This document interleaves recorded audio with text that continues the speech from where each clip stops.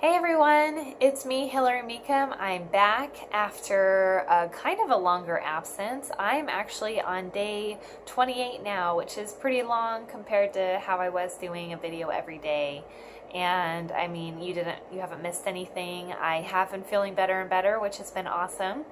And I'll have to do a video on that to talk about some of the things I'm noticing. I don't know if you can tell. I know people are commenting on just how much brighter I look, and I know for sure that's because of doing Whole30 and for planning to do it for the long haul. So part of the reason why I've been MIA for longer than I wanted was because I have been out of town.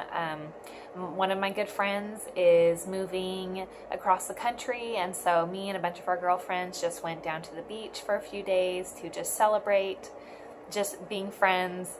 And then right after that, I flew up to North Carolina to help my sister-in-law move and drive down with her boys in the car. And so I traveled or was on the road for 5 whole days and didn't have access to my own kitchen.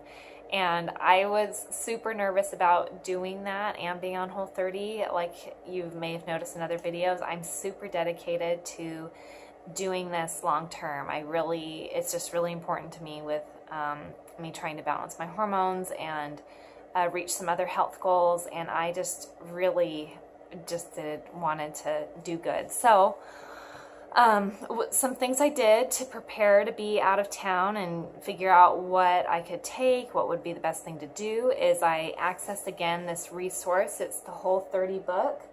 You can get a lot of these things for free online, but I like to have books. I just think this is a great book, and this has a bunch of recipes. So anyway, I read the sections on traveling and dining out, and I got some good ideas for foods that I could prepare ahead of time, and then for some convenient stuff that I could have too. And you know, the number one thing from everything I read is that preparation is key. If you prepare well, then you're going to be fine doing Whole30 on the road. And so what I did was I did do some prep work for some food, and then I kind of had not a panic attack, but I just started to panic, worried that, you know, I'd run out of the food I was preparing, or that, you know, something would go wrong. So I went to Whole Foods to buy any kind of Whole30 approved packaged foods I could find. So I did find a few things that I'm going to share with you right now. And of just what worked for me when I was on the road. And the first thing are these Go Raw sprouted sunflower seeds. And on Whole30 they say to limit these, and I'm not sure actually the exact reason why, but I mean, you're supposed to limit nuts too, maybe just because it's an easy thing to overeat. But anyway, these were a lifesaver for me. My sister-in-law is really allergic to nuts, so I didn't want to have anything in the car that would affect her allergies in that way. So these were just really nice to have, just quick, something that I could eat and supplement my other meals. And then another thing I got were these Epic bites and bars, and these are paleo, and most of them don't have any sugar at all. Some of them had some honey, and I obviously didn't get those. This one's a bison meat with uncured bacon, and then this is beef with uncured bacon. The ones that I had on the road, I got a few of them because I wasn't sure how much I would need. The ones I got that I already ate they have a chicken one, like a chicken jerky, and I think it was a ground turkey bar. And you know, it's just jerky, but it doesn't have the nitrates or nitrites and any of that other processed stuff, or sugar or soy. So that's a really good option. And all of these things were kind of pricey because it was Whole Foods, but you know, if I had really prepared ahead, I could have gone to thrivemarket.com. That's a great website for natural living products at a better price. So anyway, you should check that out. Another thing that I got were these just almond butter packets, not for when I was with my sister-in-law, but when I was on my girls' trip. And these were really great. I only had to use one of them, or have one of them, but just really great for quick energy. Again, I'm still trying to limit fruit, so this was kind of my go-to for we're out and about and I'm hungry and I don't know when we're gonna eat next, so this kind of helped a lot. So those were some things that I bought, and then the things I prepared was just cutting up some bell peppers. You could also do celery and carrots if you had those on hand. Sugar snap peas, and then hard-boiled eggs. And hard-boiled eggs definitely saved me, because especially for breakfast, you know, usually the easy go-to travel breakfast is just cereal, maybe toast, and you know, can't do that on Whole30. So just the hard-boiled eggs. You can hard-boil them yourself, or just get the package of the pre-hard-boiled eggs at the store. That's just really convenient. So those all saved me with traveling, and it was a really cool opportunity just to talk with my friends about what I was doing. They knew a little bit, but just to share more. And then I also learned a lot about dining out, since I dined out at least a few times every day.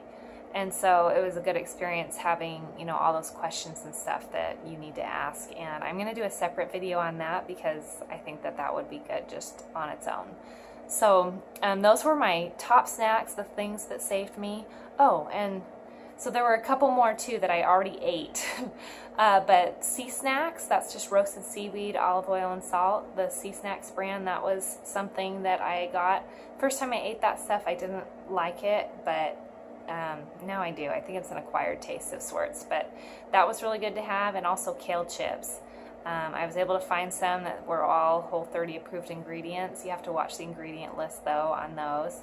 And you know, if you're really prepared and you make time for it, you can just make your own kale chips. So there's a way to do that too. So I think that's all the snacks that saved me on this as I've traveled lately. So the reason I share all of this is just to let you know that it's doable and it is possible. And the more you plan and prepare, the easier it is.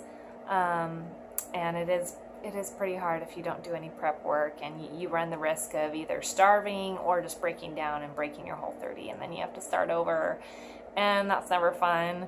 Or it's not so bad though. I mean, I love Whole30, so it'd be okay.